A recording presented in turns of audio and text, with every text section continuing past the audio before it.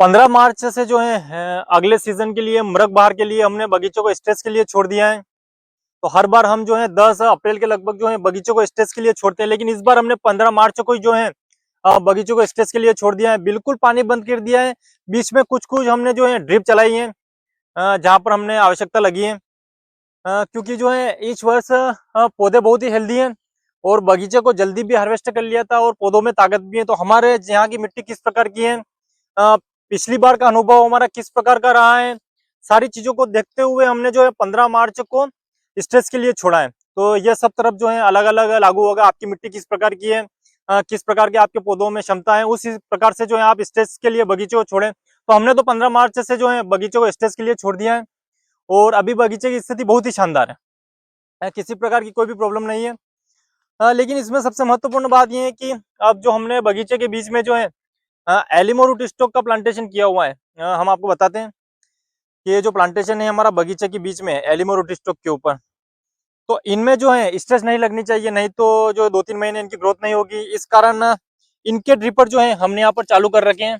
तो जब भी हम थोड़ी देर ड्रिप चलाते हैं तो ड्रिप के द्वारा इनका पोषण हो जाता है, तो इनकी किसी प्रकार से जो है ग्रोथ में कमी नहीं आएगी। तो बगीचे के बीच में प्लांटेशन है, इस कारण इन चीजों का ध्यान हमें रखना पड़ रहा है, क्योंकि बड़े बगीचों को तो हमने स्ट्रेस के लिए छोड़ दिया है और अगर सभी में ड्रिप चलेगी तो इनकी स्ट्रेस पर फर्क पड़ेगा। तो इस कारण सिर्फ इनके आसपास जो है हम 15 मिनट 20 मिनट जो है इस प्रकार से जो है ड्रिप चालू कर देते हैं, जिससे इनकी ग्रोथ पर कोई भी ज्यादा इफेक्ट नहीं पड़ता है। तो ये हमारा एलिमो रूट स्टॉक के ऊपर माइक्रो बडिंग ऑरेंज का प्लांटेशन है जो बगीचे के बीच में कर रखा है। एक सेपरेट बगीचा भी है जो 10 बाई 14 पर हमने जो अभी इस साल प्लांटेशन किया है।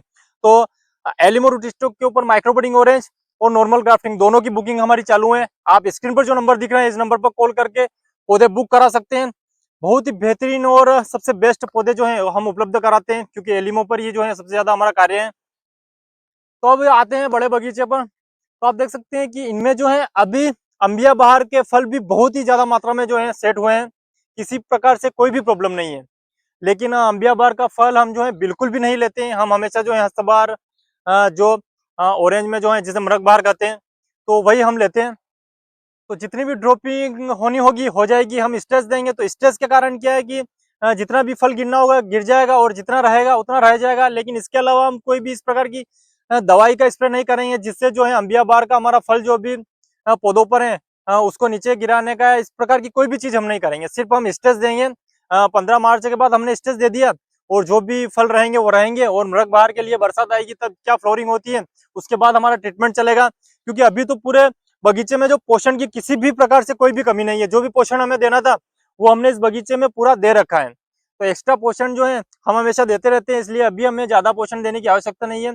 तो मृग बहार का रिजल्ट किस प्रकार से मिलता है और बगीचे की क्या स्थिति रहती है, आपने पहले हमारे वीडियो देखे ही थे कि किस प्रकार से पूरे बगीचे में जो है हर पौधों पर कितना कितना फल था। आप देख सकते हैं कि अभी भी जो है बांस यहीं पर पड़े हैं, तो सभी पौधों पर जो है बहुत ही बेहतरीन फल था। तो बगीचे की क्या स्थिति रहती है इसकी डिटेल जानकारी जो है हम आने वाले समय में आपको निरंतर देते रहेंगे।